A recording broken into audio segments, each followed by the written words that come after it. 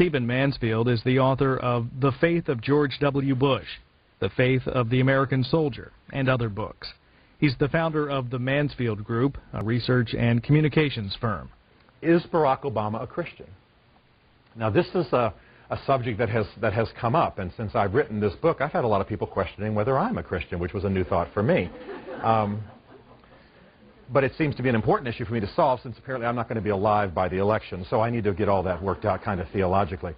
Let's start with the question that I get asked more than any other these days in the media, and that has become sort of a preoccupation. Is Barack Obama a Muslim? Okay? This one just needs to go away. And remember, I'm not speaking as an apologist for Barack Obama. I'm a political conservative. I'm pro-life. But one of the reasons I wrote the book, and I should have mentioned this a moment ago, is that I want to model a different spirit and attitude towards people I don't agree with politically. I hate the political hatred that we have in our society. And even though I don't agree with him, I respect him. I honor him as a U.S. Senator. I'm proud of him as an African American who's grown from a family in relative poverty, a food stamps-funded family, to where he is now. We can all be proud of that, even if we disagree with him. So I want to model a different spirit. But the question that I want to come back to then is Barack Obama a Muslim? And I think that this is distracting us from more important political issues, so let me scan it. Barack Obama was born to a white American atheist mother and a Kenyan, a black-skinned Kenyan man who was an atheist at the time that Barack was conceived. He had been a Muslim earlier on, had rejected Islam, was in Hawaii, met Barack's mother, and they conceived Barack. Both of them were atheists at the time. They later divorced, and Barack and his mother came into relationship with a man by the name of Lolo Sotoro, and he was Indonesian. Barack's mother married her. Now, up to this point, Barack has been raised only in an atheist home. When Barack's mother marries this Indonesian man named Lolo, they moved to Indonesia for a little less than 5 years. Now, this is the hot time when you're talking about what religious exposure Barack had in his early life, because he's listed as a Muslim because his stepfather is officially a Muslim. He goes to a Catholic school where he would have prayed the Our Father and the Rosary and engaged in Catholic spirituality. He's then pulled from that and put in a public school, not a madrasa, but a public school in which he is given for a few hours a week Islamic religious instruction because he's, again, listed as a Muslim. Other kids would have been getting Christian instruction, but it's a public school. And at home, of course, he would have had his stepfather's sort of loose folk kind of Islam and his mother's atheism. People have sometimes tried to paint Lolo, his stepfather, as though he's a radical fundamentalist, who works for Osama bin Laden. But the fact of the matter was that he was very, very loose. He drank whiskey. He womanized. He used to bring tiger meat home for his son because he believed that if his son would eat tiger meat, the spirit of the tiger would live in his son. And he had a cook who was a cross-dresser. Now, I imagine I don't have to tell you that a fundamentalist would have had that man put to death, much less employed him. So, and by the way, Barack Obama says that sort of the soundtrack of his years in Indonesia is Andy Williams' Moon River, because his father was listening to Andy Williams all the time. The point is, this is a very loose affiliation with Islam, and a folk version of Islam at that. Would he have prayed at a mosque on Fridays? Yes, occasionally. Now, according to Islam, you cannot make a credible confession of faith unless you are at least past puberty, unless you've entered into adolescence. Barack Obama left with his mother for the States, back to Hawaii, before he'd even hit his teen years, and never again had any formal connection to Islam, any formal religious connection to Islam. So he is not to be considered a Muslim. He's not murtad, which means an apostate, someone who once was a Muslim and then fell away. He never made a credible confession of faith to Islam. And so the whole idea that he's a Muslim is just trying to rev up these 4.5 or 5 years and lay it around his neck. So we can dismiss that. When he comes back to Hawaii, he's maybe 10, 11 years old. And he starts at one of the esteemed schools in Hawaii. And this also begins one of his great searches that carries him really to the next question that I want to sort of look at.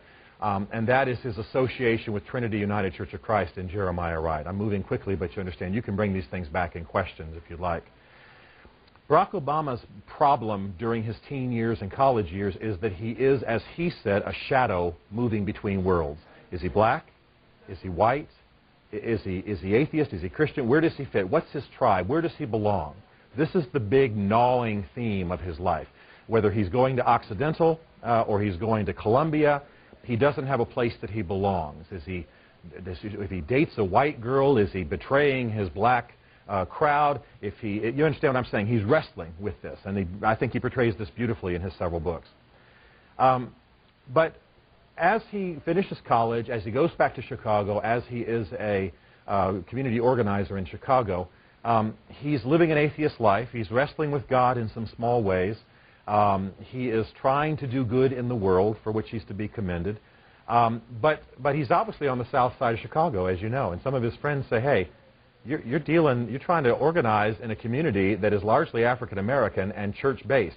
People want to know where your faith is. In the black community, they want to know who your mama is and where your church is, just like in the South.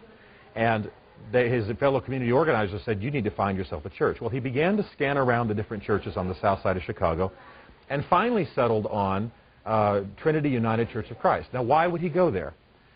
It was large. It was upscale, as well as ministering to the poor and the needy in the community. It was somewhat intellectual. Jeremiah Wright had at that time and has now 4 earned degrees. Very intelligent man. This church had the upscale University of Chicago professors and millionaires, and it also had people from the nearby neighborhood who were on the streets. I think that you have to understand Barack Obama's connection to Trinity United Church of Christ at a number of different levels. First of all, some of you will remember that when Barack Obama was defending his association with Trinity and Jeremiah Wright, he said that the reason I stayed there, the reason I went there was the gospel of Jesus was preached. Now, I know that a lot of my evangelical friends have a hard time understanding this, but I went to Trinity and attended service after service after service. In fact, they had 8 services on Good Friday alone, okay? I loved it, but I only made it through 3. I'm sorry, I'm just not that holy. And so I went back for Easter Sunday morning. Beautiful. And I want you to know that the evangelical gospel is preached there. This is part of the mystery. People are called to Jesus Christ, who is raised from the dead and who calls men to serve him, absolutely without question at that church. I pastored for 21 years. I've preached in Jerry Falwell's church. I've preached in the evangelical stronghold churches, so to speak. I think I know what an altar call is, and they're doing it in spades at Trinity United Church of Christ. I think that Barack is correct, and he's telling us the truth. More importantly, he was captured by the gospel. Barack Obama is a Christian in the sense that he believes the orthodox traditional things about who Jesus is and how you commit to him. He believes that Jesus Christ is the Son of God who rose from the dead again. He believes that he died for the sins of the world, and he's asked him to forgive him of his sins, and he's committed himself to live for that Jesus. You heard him say that if you watched the Saddleback Political Forum. Jesus Christ died for my sins. I mean, he's made that statement. I think also, though, that it's important for us to understand that that church offered him belonging. He had never really had a place he belonged. His family was spread all over the world. Grown up in a home without a father. He'd lived part-time with his grandparents, then back with his mother. She was pursuing her academic pursuits, and he had this sort of disconnected, what world, what tribe do I fit into kind of existence.